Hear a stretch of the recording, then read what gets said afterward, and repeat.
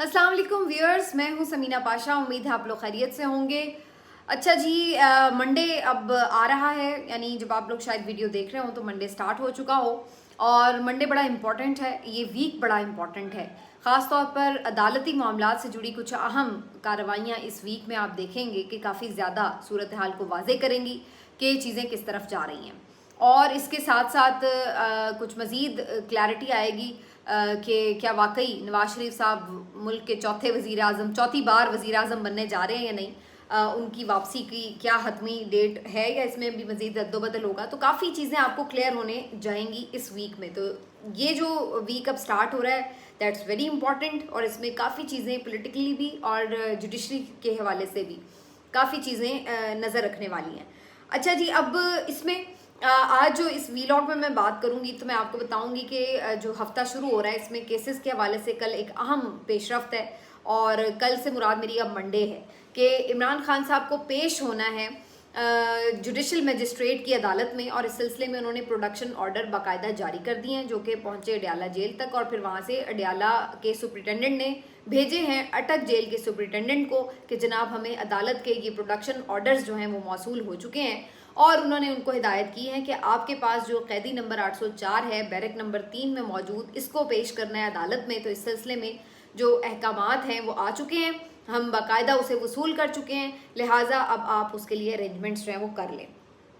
तो अब ये बड़ा इंपॉर्टेंट है कि काफ़ी अरसे से इमरान खान, तकरीबन 50 दिन हो चुके हैं उनको, मुकम्मल तौर पर अगर मैं आपको बताऊं तो 50 दिन हो चुके हैं कि वो अरेस्ट हैं, अटक जेल में मौजूद हैं।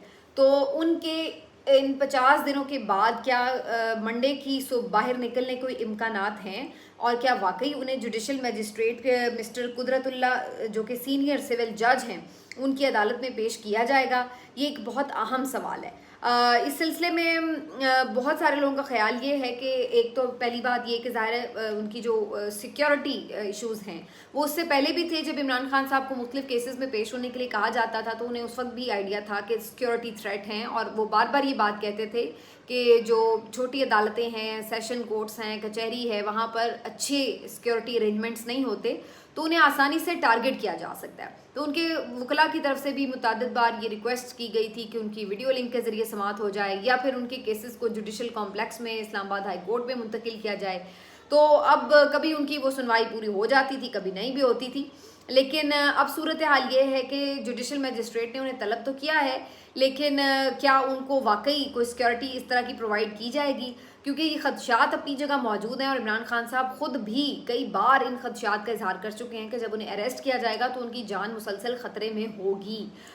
उनको इस बात का भी खदशा है जिसका बुशरा बीबी साहिबा ना सिर्फ ये कि खदशे का इजहार कर चुकी हैं बल्कि अदालत के रूबरू एक दरख्वास्त भी फाइल कर चुकी हैं कि उन्हें खदशा है कि इमरान खान साहब को कोई स्लो पॉइजनिंग टाइप चीज़ ना दी जा रही हो या उनको जो खाना दिया जा रहा है उसमें कुछ मामलात गड़बड़ ना किए जा रहे हों। तो उन्हें खदशात हैं कि इमरान खान साहब अगर जेल में मौजूद हैं तो वहाँ पर वो सेफ़ नहीं है।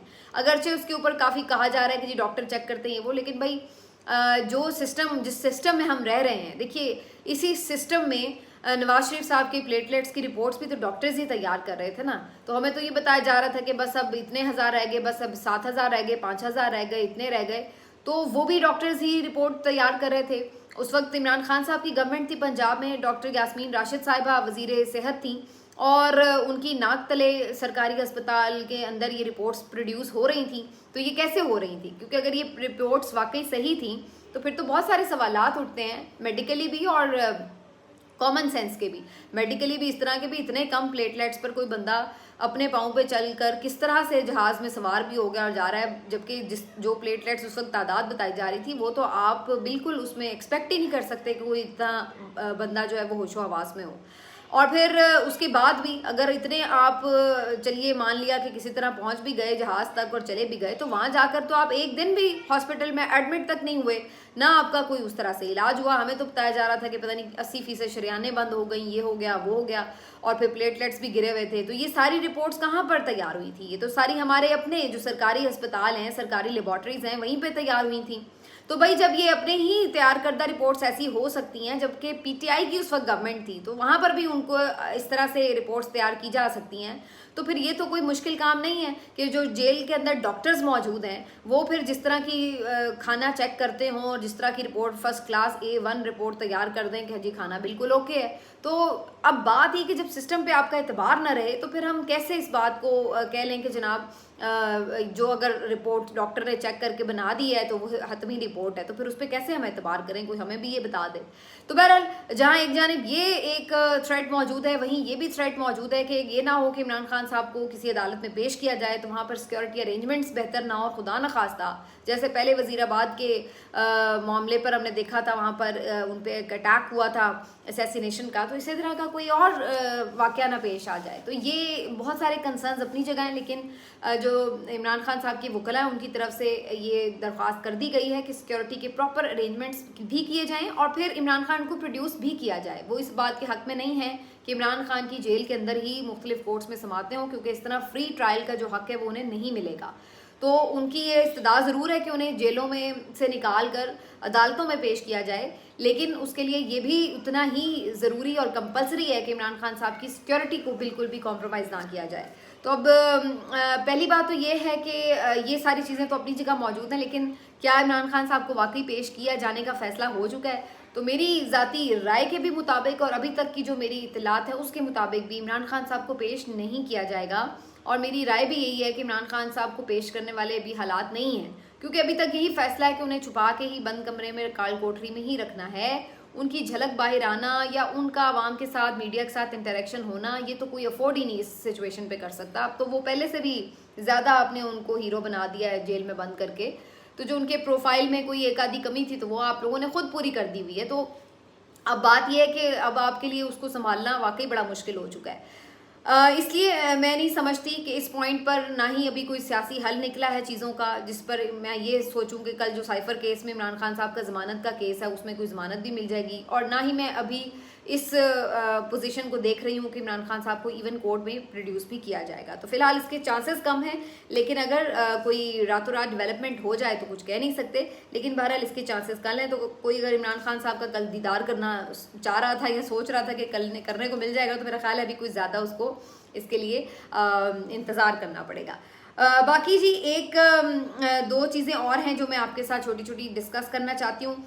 जबकि हम देख रहे हैं कि मुल्क में इस वक्त महंगाई की बदतरीन सूरत हाल है, और ऐसे में अब कुछ लॉलीपॉप देने की कोशिश भी की जा रही है आवाम को। और अब एक खबर आई है कि जी 1 अक्टूबर से इस बात का इम्कान है कि पेट्रोलियम मसनूआत की कीमतों में कुछ कमी आ जाएगी और 10 रुपये तक भी वो कीमतें गिर सकती हैं। तो इसके ऊपर बहुत सारे मैंने देखा तो अचानक ही मीडिया वाले खुश होना शुरू हो गए कि देखें जी अगर इस तरह का रिलीफ मिलना शुरू हो गए तो लोग तो खुश हो जाएंगे और कहेंगे कि वाह भाई वाह, ये निगरान हुकूमत तो बड़ा रिलीफ दे रही है, तो जनाब यही अच्छी है। इलेक्शन तो लोगों का मसला ही नहीं है, लोगों का मसला तो ये है कि जी उनको रोटी मिल जाए, उनको तो बिजली के बिल सस्ते चाहिए, उनको तो पेट्रोल सस्ता चाहिए, तो लोगों को तो ये फ़र्क नहीं पड़ता कि वो निगरान वज़ीर आज़म दे रहा है या कोई मुंतखब वज़ीर आज़म देख रहा है। तो ये एक नया हमने देखा कि शोशा जो है वो मार्केट में लॉन्च कर दिया गया। तो पहली बात तो मैं इस पर ज़रा बता दूं कि आप लोगों को इतना बेवकूफ़ मत समझें कि जब आप पेट्रोल की कीमत बढ़ाएं तो 26 रुपये बढ़ाएं, और उसके बाद आप सोचें कि जब आप कम करें तो 10 रुपये कम करके और लोगों को आप खुश कर रहे हैं, बड़ा मुतमईन कर रहे हैं और उनकी ज़िंदगी में बड़ा कोई फ़र्क लेके आ रहे हैं। तो ये तो बिल्कुल एक मज़हका खेज़ बात है। अगर आप वाकई समझते हैं कि अवाम आपसे खुश होंगे या इमरान खान को भूल जाएंगे, तो फिर आप वो कीमत लेकर आएँ जो इमरान खान के दौर से पहले की कीमत थी। इमरान खान ने अगर 150 रुपये पे मुकर्रर की थी कीमत, तो फिर आप उससे जब नीचे लेके जाएंगे तो फिर हो सकता है कि लोग इमरान खान को भूल जाएं। उसके अलावा अगर आप ये 26 रुपये बढ़ा कर 10 रुपये कम करेंगे तो इससे कोई ख़ास फ़र्क नहीं पड़ने वाला, ना लोगों को इतनी जल्दी वो 26 रुपये की तकलीफ भूलने वाली है, ना उनकी ज़िंदगी में कोई तब्दीली आने वाली है। पहली बात तो ये। दूसरी बात ये कि जब आप एक तरफ से अगर रिलीफ की कोई बात कर भी रहे हैं तो दूसरी तरफ से तो आप वो रिलीफ पूरा करते चले जा रहे हैं। खबर अब ये आ रही है कि गैस की भी कीमतें बढ़ने जा रही हैं और बिजली की कीमतों का तो बढ़ाने का फैसला हो चुका है, और 3 रुपये कुछ पर यूनिट जो है बिजली की कीमत फिर बढ़ चुकी है।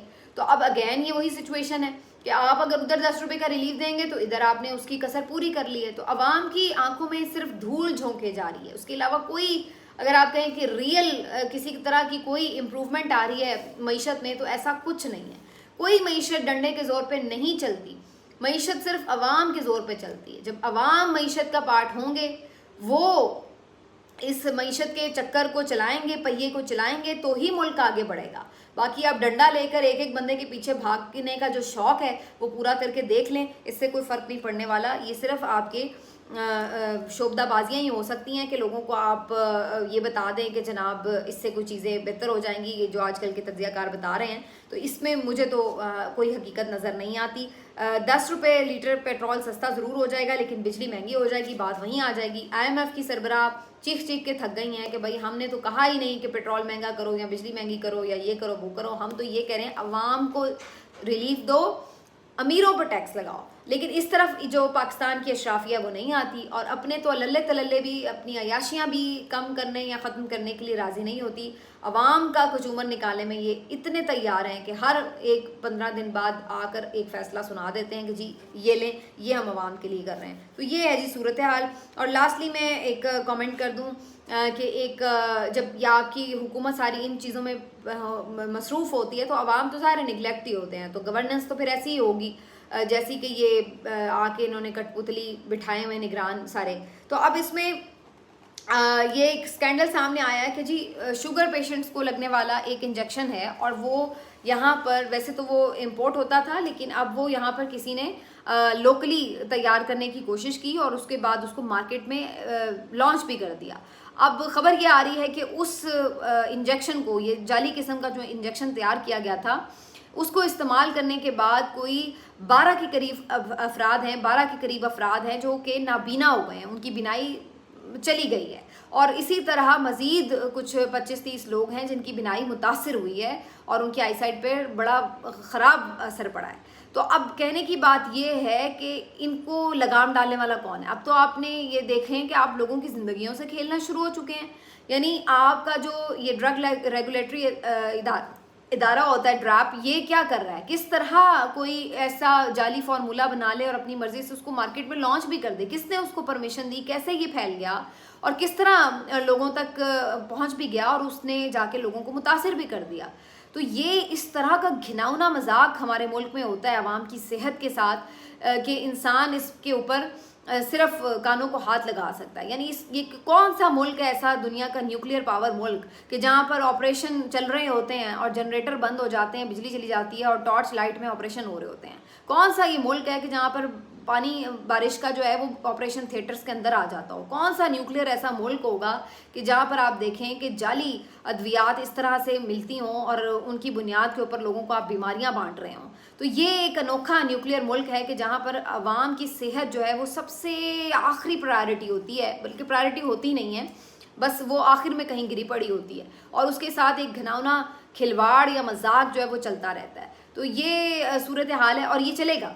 इसकी वजह ये है कि जब आपकी प्रायोरिटीज़ ही अशराफिया की कुछ और हैं, अपने अपने मफाद, ज़ाती इक़्तिदार, हवस और एक दूसरे को नीचा दिखाना, टांगें खींचना, जिसमें आप ना आइन को देखें, ना कानून को देखें, ना आप कोई पाकिस्तान की मीशत का हाल देखें, ना किसी और कुछ कोई और ना समझें, ना पाकिस्तान के इमेज का कोई ख्याल हो आपको, तो फिर ऐसे मौके पर यही होगा कि फिर लोगों की सेहत आपके लिए कौन सी कोई बड़ी बात है। लोग तो आपके लिए कीड़े मकोड़े हैं और ये कीड़े मकोड़े अंधे हों या बहरे हों, इससे आपको कोई फ़र्क नहीं पड़ता। वैसे ही माशाल्लाह मुझे तो लगता है ये जो हमारे 24 करोड़ अफराद हैं, वैसे ही ये जिंदा लाशें ही हैं, क्योंकि इन पे ऊपर किसी चीज़ का असर तो होता नहीं है। देखते हैं, बर्दाश्त करते हैं और सहते चले जाते हैं, अपने हक के लिए बोलते नहीं हैं और इसी वजह से इनके ऊपर मज़ीद जुल्म होता चला जाता है। तो ये जिंदा लाशें तो पहले ही हैं। अब ये था कि सिर्फ पहले ये देख रहे थे, अब इनको अंधा भी कर दीजिए, ये टीके लगाइए, सबको लगा दीजिए, 24 करोड़ लोगों को लगा दीजिए ताकि सभी अंधे हो जाएं। कोई ऐसा भी टीका जो है ना वो ईजाद कर लें कि लोग गूंगे भी हो जाएं, हम जैसे कि जो बोल ना सकें, और ऐसा भी टीका ईजाद कर लें कि कुछ सुन ना सकें, उनके कान ही बंद हो जाएं। तो मेरा ख्याल है ये हम पहले ही जिंदा लाशें हैं, तो ये बहुत अच्छे फार्मूले होंगे जिससे लोगों को जो है अपनी तकलीफ का फिर बताने का कोई जरिया ही ना बाकी रह जाए और ना देखने का जरिया बाकी रह जाए। बहरहाल जी, अल्लाह ताला हमारे हालों पर रहम फरमाए। मिलते हैं आपसे अगले वीडियो में, अपना ख्याल रखिए। अल्लाह हाफिज़।